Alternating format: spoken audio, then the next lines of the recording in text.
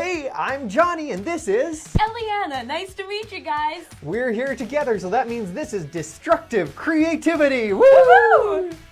Okay, Eliana, what are we going to be doing today?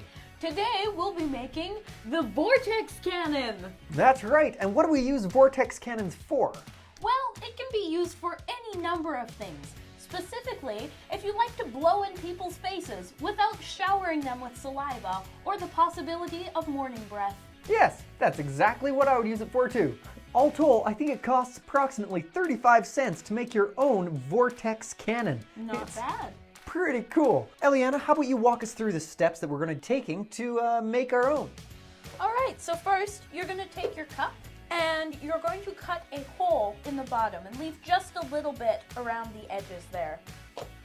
Next, what you're going to do is you take your balloon and just stretch it out so it's easier to cut. Make sure you don't get your fingers in the way. And you're going to cut just this tip off right in there. So we'll go ahead and do that right there. Next, what we're going to do is we're going to stretch this out like so and put it on top of the cup. Now here's where it gets tricky because cups are slippery creatures. So we're going to stretch that out. Get this.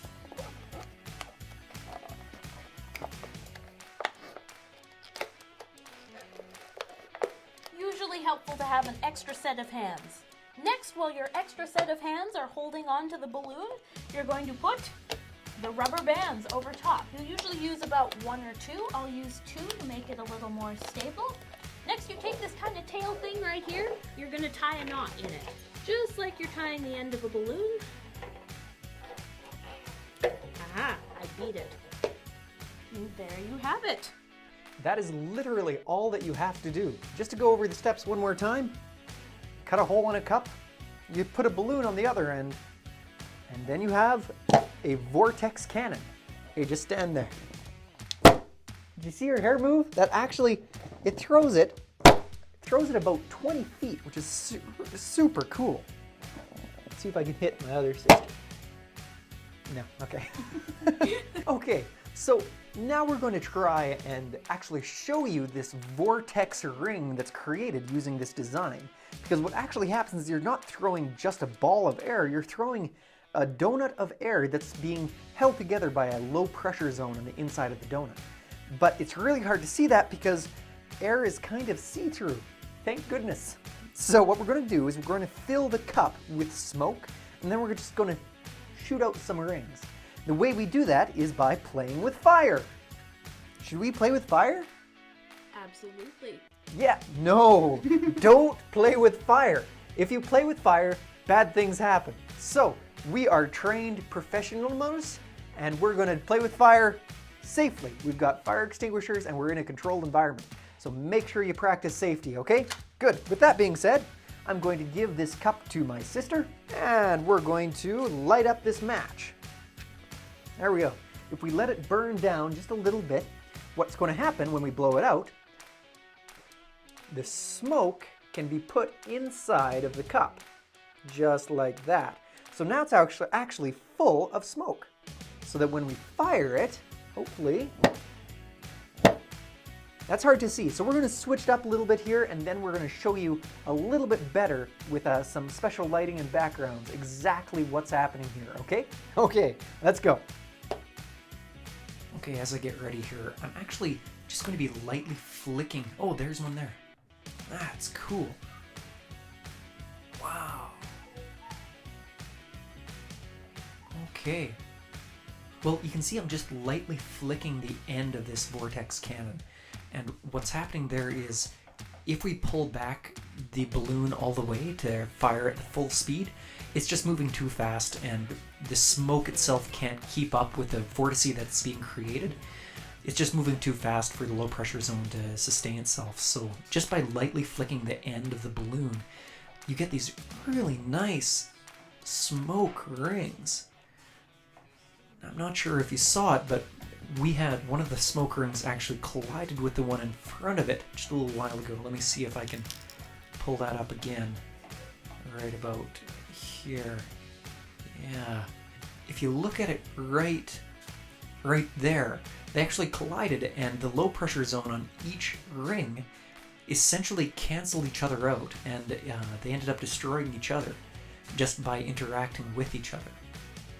That was really cool. That was seeing the actual smoke rings coming out is a visualization of science that I loved it. Anyways, what exactly is a smoke ring anyways? Well, the fluid pressure in the vortices are the lowest in the center and rises as the distance from the center increases. This is due to the Bernoulli's principle. Bernoulli's principle states that as the speed of a moving fluid increases, the pressure within the fluid decreases. As the air in the vortex center moves the fastest, the vortex center will have the lowest pressure in comparison to its surroundings. Yes, I couldn't agree more. Yep. Now we're going to customize our own vortex cannons. I've got a couple ideas, and I know that Eliana does as well. So here we go. Join us back right away, and we'll show you what we've got. So we've had some time, and we've had a lot of fun just customizing a few of these mini vortex blasters. So my personal favorite, the Wizard Strangular, the arm-mounted blaster. If Iron Man knew about this tech, he would have added it onto his armor for sure. What do you have there, Eliana? This is our handheld model, the Feline Ambush. So we have 2 plastic forks coming down, just duct tape to the side of it. It gives it some good aiming capabilities for sure. Don't make this one. This one took a lot of time and effort. Instead of using the balloon as the bungee, to expel the air out of the chamber, I used a bungee cord and a plastic sheet, just like I would use on a larger vortex cannon. It works very slowly, very painfully. It kind of doesn't work actually, and it's self-destructing. It took 10 minutes instead of 30 seconds, and it costs more too, so don't make that one. It is quite beautiful though. Thanks for watching. If you like what you saw, hit the like button down below. If you want to see more of us, subscribe to the channel. We'll be releasing a new video every week.